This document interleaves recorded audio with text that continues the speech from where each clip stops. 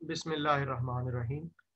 Previously हमने exercise 12.7 के first 3 questions solve कर लिए थे, जिसमें हम ट्राइंगल का एरिया फाइंड कर रहे थे, किसी भी तरह की ट्राइंगल हो, और उसमें डिफरेंट केसेस थे। अगर 3 साइड्स गिवन है तो देन इस फर्स्ट वाले फार्मूले से आप area of the triangle find करते हो। अगर 2 साइड्स गिवन है और उनका इंक्लूडेड एंगल गिवन है तो देन इनमें से ये 3 फार्मूले हैं, delta equals to 1/2 A B sine gamma, इसको या इसको मतलब एक एक ही फार्मूला इनमें से यूज होगा। ये डिपेंड करता है कि जी आपको कौन सी साइड्स दी गई है। अगर ए और बी साइड्स और उनका इंक्लूडेड एंगल गैमा दिया जाए तो फिर आपने एरिया ऑफ ट्राइंगल के लिए ये फार्मूला लगाया। अगर ये 2 साइड्स और उनका इंक्लूडेड एंगल बीटा गिवन हो तो फिर ये, और इस तरह से ये थर्ड लाइन में लिखे हुए फार्मूले हमने तब यूज किए थे जब ट्राइंगल की जस्ट एक ही साइड गिवन हो और 2 एंगल्स गिवन हो। 2 एंगल्स जब गिवन होते हैं तो थर्ड एंगल हम खुद ही फाइंड कर लेते हैं। तो ये हमने पहले काम किया है। अब ये जो क्वेश्चन अभी हमारे पास आया है इसको देखें, इसमें आपने एरिया ऑफ ट्राइंगल फाइंड नहीं करना, बल्कि ये तो उसने आपको दे दिया है, this is given. Area of the triangle is 2437, और उसमें एक side A is equal to 79 and C is equal to 97। यानी कि सिचुएशन कुछ इस तरह की है कि मैं अगर ये ट्राइंगल बनाऊं तो उसमें लेट्स से कि इसको मैं ए बी सी किसी भी तरह का नाम दे दूं। ठीक है, ये ए साइड और ये सी साइड, ये 2 साइड उसने दे दी है ट्राइंगल में।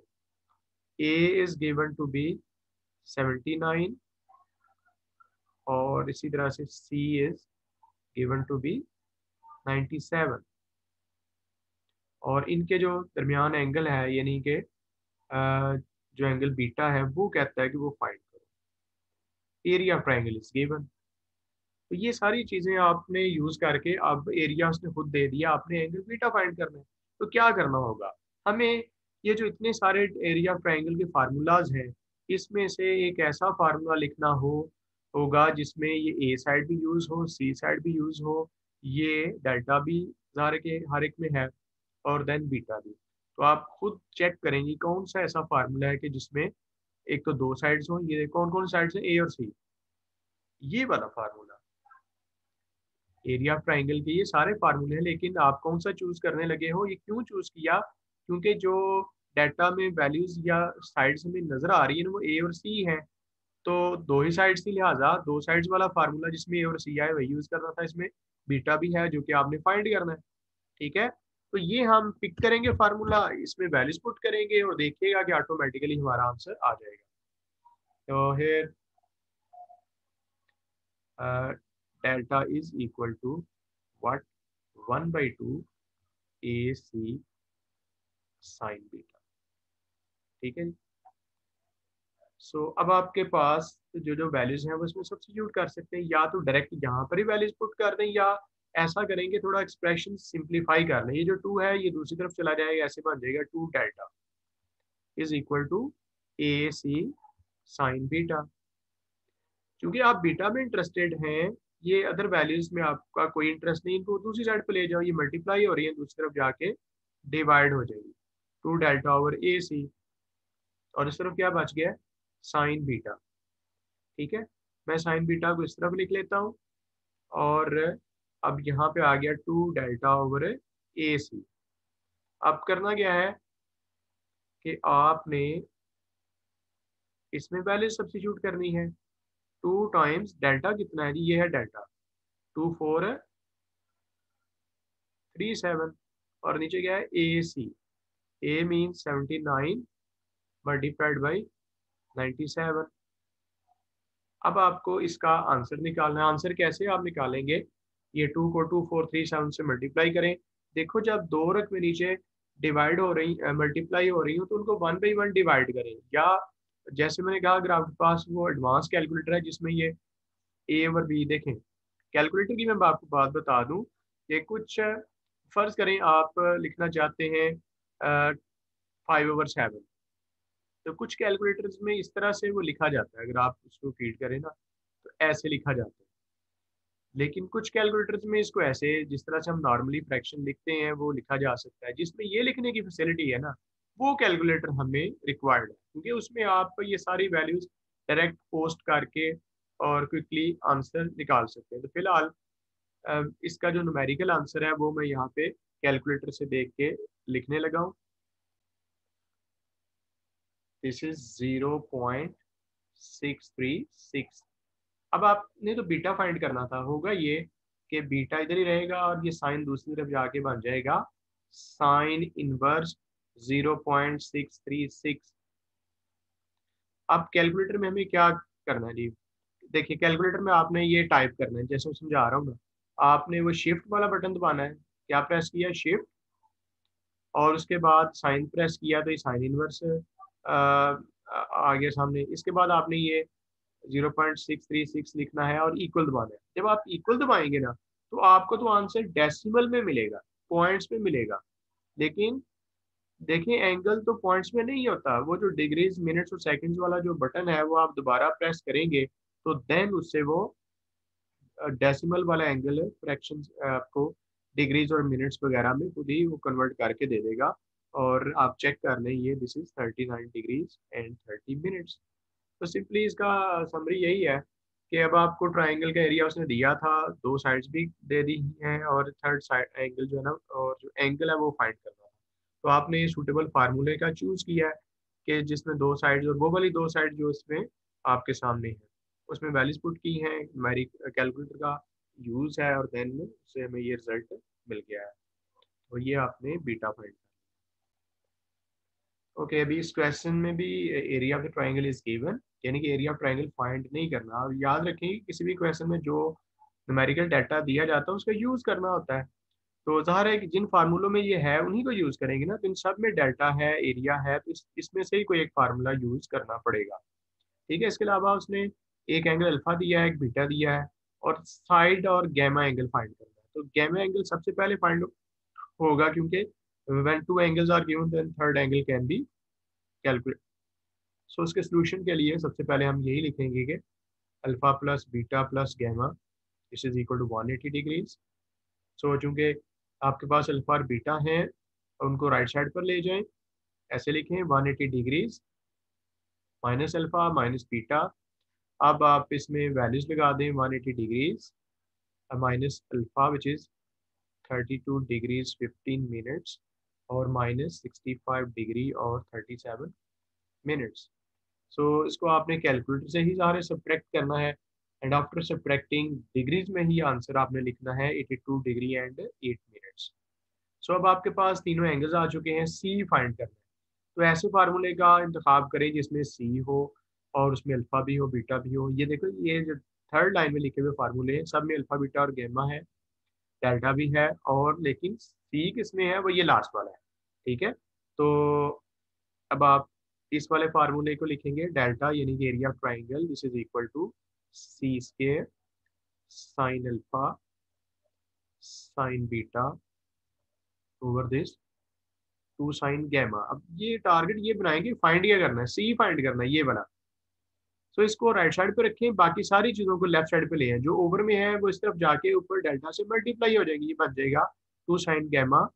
जब डेल्टा से मल्टीप्लाई होगा तो बनेगा टू डेल्टा साइन गैमा। और ये जो वैल्यू है साइन अल्फा साइन बीटा, ये दूसरी तरफ जाके हो जाएगी डिवाइड, और इस तरफ क्या रह गया? सी स्क्वायर। सो अब क्या करें, सी स्क्वायर को लिख लें लेफ्ट साइड पे, और राइट साइड में वैल्यूज पुट कर दें जो जो आपके पास है। ब्रैकेट्स का बेशक यूज करें, कैलकुलेटर में भी आप ऐसे ही टाइपिंग कर सकते हैं, टू ब्रैकेट में, इसके बाद डेल्टा, डेल्टा की वैल्यू कितनी है? ये 121.34। इसके बाद क्या? साइन, इसको भी ब्रैकेट में लिखें, और साइन गैमा, गैमा की वैल्यू आपने खुद फाइंड की 82 डिग्री एंड 8 मिनट्स। इसके गिर्द आप ब्रैकेट लगा लें। याद रखें कैलकुलेटर में जब एक ब्रैकेट स्टार्ट होती है तो उसको क्लोज करना होता है, अदरवाइज वो न्यूमेरिकल एरर देगा। और नीचे क्या? साइन अल्फा, अल्फा की वैल्यू ये गिवन है जी 32 डिग्रीज और 15 मिनट्स। इसके बाद दूसरी ब्रैकेट में साइन बीटा, बीटा की वैल्यू कितनी है 65 डिग्री और 37 मिनट्स। अब फिर से वही बात के कैलकुलेटर का ही अब यूज़ है, उसी ने इसका आंसर देना है, इसमें अब हमारा कोई कमाल नहीं है। एनी हाउ ये जब आपने इसका आंसर निकाला ना तो वो आया 494.62, ये आया। तो देखो सी स्केयर की वैल्यू जो आई है वो 494.62 है, तो सी किसके इक्वल होगा, इसका अंडर रूट। ठीक है, इसका जो भी कैलकुलेटर आंसर देगा वो आप लिखेंगे 22.24। तो देखा आपने कि इससे जो प्रीवियस हमने क्वेश्चन किया उसमें टू साइड्स गिवन थी और उनका इंक्लूडेड एंगल फाइंड करना था। इस वाले में क्या है कि एक साइड गिवन है, दो एंगल्स गिवन है, तीसरा एंगल फाइंड करना है और वो सॉरी साइड फाइंड करनी है। ठीक है, तो पहले ये फर्स्ट लाइन सेकंड वाली लाइन में से एक फार्मूला यूज हुआ था, अब ये थर्ड वाली लाइन में से एक फार्मूला यूज हुआ है। तो राइट, अभी ये जो लास्ट क्वेश्चन है एक्सरसाइज में ये काफी इंपॉर्टेंट है और पेपर में लॉन्ग क्वेश्चन के तौर पे पूछा जा सकता है। इसमें स्टेटमेंट पढ़ लें। सबसे पहले ये कहा गया है कि one side of a triangular garden is 30 meters long. एक ट्राइंगुलर गार्डन है, जिस तरह से मैंने एक ट्राइंगल बना दी है, वो कहता है कि उसकी एक साइड की जो लेंथ है वो कितनी है 30 मीटर्स।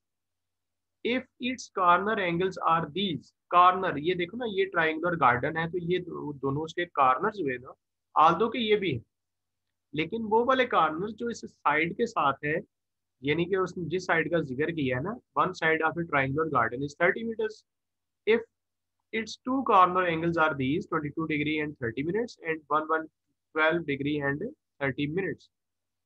तो देन कहता है find the cost of planting grass at the rate of ₹5 per square metre. इस पे आपने ग्रास लगानी है, उसका जो खर्चा है वो आपने फाइंड करना है एट द रेट ऑफ, मतलब 1 स्क्वायर मीटर का खर्चा 5 है, देखे ना, ₹5 per square meter means 1 meter square का जिसकी जो कॉस्ट है वो ₹5 है। तो इट मीन्स आपने जो इसकी कॉस्ट फाइंड करनी है उससे पहले हमें इसका एरिया पता होगा, तो फिर क्योंकि ये जो इसकी वैल्यू कीमत दी गई है वो उसकी एरिया के रेस्पेक्ट से है, कि यानी कि 1 स्क्वायर मीटर का उसने रेट दे दिया, तो ये जितने भी स्क्वायर मीटर्स बनेंगे ना उतने से हम इसको मल्टीप्लाई कर देंगे और हमें कास्ट मिल जाएगी, जो कि इस पे ग्रास लगाने के दौरान हमें देनी होगी। ठीक है, एक और चीज में देखें ये क्या लिखा हुआ है 22.5।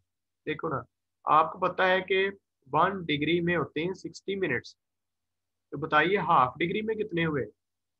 हाफ डिग्री मतलब सॉरी 1 डिग्री में 60 आपके सेकंड्स, मिनट्स, और देन अगर आपके पास हाफ डिग्री है तो उसमें कितने मिनट्स होंगे, ज़ाहिर है कि 30 मिनट्स। ठीक है ना, तो ये जो लिखा हुआ 22.5 degree, it means 22 degrees and 30 minutes. Similarly ये लिखा हुआ है 112.5 degree, it means 112 degree and 30 minutes. और ये साइड है, अब आप इसको लेबल कर लें अपनी ही मर्जी से, किसी भी तरह से करें, डिफरेंट भी हो सकता है। लेट्स से कि मैं इसको ये करता हूँ ABC, तो अब ये ए साइड बन गई ना, दिस इज ए। सो अब आपने एरिया ऑफ ट्राइंगल का लिखना है फार्मूला, लेकिन उससे पहले आप ये देखो कि चूंकि साइड एक ही इन्वॉल्व है, लिहाजा हम वही फार्मूला चूज कर सकते हैं जिसमें एक सिंगल साइड ए आए, लेकिन उसमें फिर 3 एंगल्स का भी हमें की रिक्वायरमेंट होती है। तो ये जो 2 एंगल्स गिवन है इनको आप 180 में से माइनस करेंगे तो आपको थर्ड एंगल मिल जाएगा। यहाँ से सोल्यूशन स्टार्ट करेंगे तो देन आप देखेंगे वही लिखेंगे कि alpha plus beta plus gamma this is equal to 180 degrees. Okay, अब आपने अल्फा फाइंड करना है तो बीटा और गैमा को राइट साइड पे आप शिफ्ट कर देंगे, 180 degree minus beta minus gamma.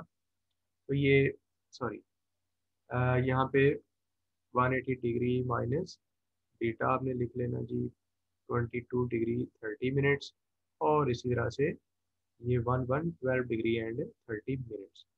तो कैलकुलेटर से इसका आंसर आ जाएगा 45 डिग्री। अब आप एरिया का फार्मूला लिखें, तो डेल्टा इक्वल्स 1/2, साइड कौन सी लिखनी है, ये ए वाली, फार्मूला वो लिखें जिसमें ए यूज हुआ है, A² साइन बीटा, ये फार्मूले आपको लर्न करने थे, इसमें कोई कंफ्यूजन नहीं होनी चाहिए, ओवर साइन अल्फा। ठीक है, अब एरिया फाइंड करना है ना, यहाँ पे एरिया में इंटरेस्ट रखते हैं क्योंकि हमने कास्ट फाइंड करनी है वो पर स्क्वायर मीटर के रिस्पेक्ट से। तो करें क्या कि सब नंबर्स की वैल्यूज पुट कर दें। ए की वैल्यू है 30, उसका square, then sine beta, beta is 22 degree and 30 minutes. इसी तरह से sine gamma which is 12 degree and 30 minutes. और नीचे साइन अल्फा, और अल्फा इज 45 डिग्रीज। तो अब आप ये कैलकुलेटर से ये सारी कैलकुलेशन करेंगे। So after doing so you will get approximately 225। ये इसका अप्रॉक्सीमेट आंसर आएगा। ठीक है, यानी कि जो कि अब यहाँ पे यूनिट्स इसने साथ साथ इस्तेमाल किए, लिहाजा हम भी यहाँ पे लिखेंगे मीटर्स। 30 मीटर्स था तो अब एरिया आया 225 मीटर्स। अब देखें, कास्ट ऑफ 1 मीटर स्क्वेयर, यानी कि 1 स्क्वायर मीटर की कास्ट कितनी है, 5 रुपीज।